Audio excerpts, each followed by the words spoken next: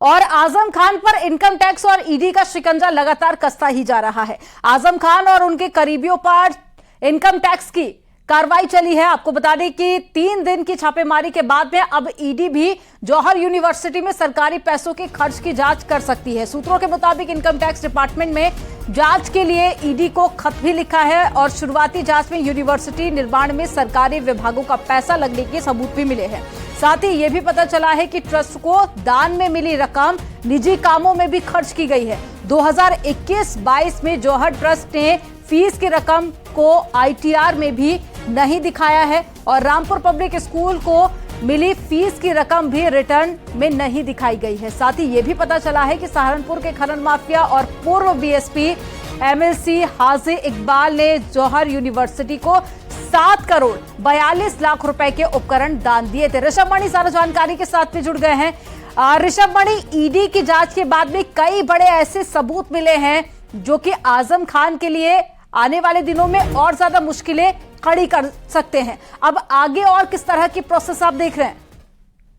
देखिए, आजम खान से जुड़े हुए जौहर ट्रस्ट, जौहर यूनिवर्सिटी और उससे जुड़े हुए जितने भी संस्थान हैं उन पर 3 दिन तक छापेमारी इनकम टैक्स की चली थी और जो अभी छापेमारी में जो हासिल हुआ है वो जो इनकम टैक्स सोर्सेस से हमें जानकारी मिल रही है उसके मुताबिक कुछ ऐसी जानकारियां मिली हैं जिसकी जांच के लिए ईडी बेहतर एजेंसी हो सकती है। लिहाजा इनकम टैक्स कुछ गड़बड़ियों की जांच ईडी को भी रेफर कर सकता है। इसके लिए पत्र लिखा जाएगा, ऐसा सोर्सेस ने हमें बताया है।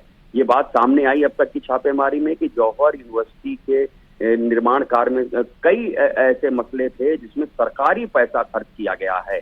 अगर ऐसा हुआ है तो ईडी उसकी जांच करेगी, वही उसके लिए कैपेबल एजेंसी है। लिहाजा इसके लिए पत्र लिखा जाएगा क्योंकि शुरुआती जांच में ये बात सामने आ रही है कि सरकारी विभागों का पैसा लगा है और ट्रस्ट को जो दान में रकम मिली है उसको भी कई जगह निजी कामों में खर्चा किया गया है। हमसफर रिजॉर्ट जो आजम खान का है, इनके बेटे का एक टायर का शोरूम है, ये भी जानकारी मिल रही, वहां भी दान में मिली रकम को खर्च किया गया है।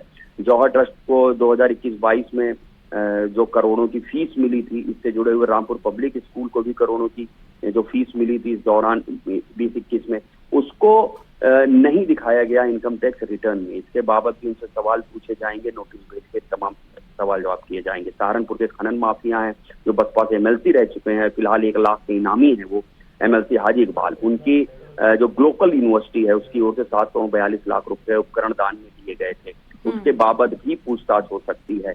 कई जो कंस्ट्रक्शन कंपनीज हैं, निजी कंपनी हैं जो इसके निर्माण में लगी हुई थी, वो भी ईडी के रडार पे, उनसे भी पूछा जाएगा। एक अहम बात जो भाजपा विधायक आकाश सक्सेना भी उठाते रहते हैं, उसके बाबत भी जानकारी जुटाई गई है। 146 करोड़ रुपए से फ्लाईओवर बनाया गया था जौहर यूनिवर्सिटी जाने के लिए, जो प्रदेश का सबसे लंबा फ्लाईओवर बताया जाता है। लेकिन एक बात तय है ऋषभ मणि कि आने वाले दिनों में आजम खान और साथ ही उनसे जो जुड़े लोग हैं, उनके करीबी हैं, उनकी मुश्किलें जरूर बढ़ने वाली। तमाम जानकारी साझा करने के लिए बहुत शुक्रिया आपका।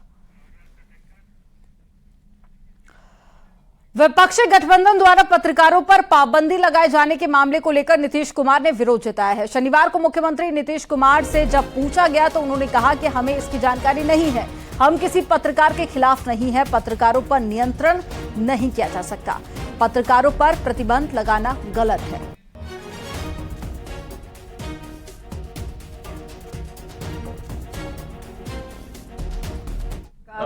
पत्रकारों के एक समूह को इंडिया गठबंधन द्वारा बाइकाट किया जा रहा है, इस पर सर ये हमको नहीं पता, मुझे यही देखते कि पता है हम कहे के लिए पत्रकार के हम पक्ष में जी। देखिए, जब पूरी आज़ादी मिल जाएगी सबको जी जी, तो पत्रकार को जो अच्छा लगेगा वो लिखेगा, जो मन करेगा। विचार तो है पत्रकार, उस पर कोई नियंत्रण किया जाता है? आज तक हम कभी किए हैं? बोलिए, ये स्थानीय ये सब उनको अधिकार है, उनको कुछ भी करने का। हम नहीं किसी के खिलाफ, गलत बात है।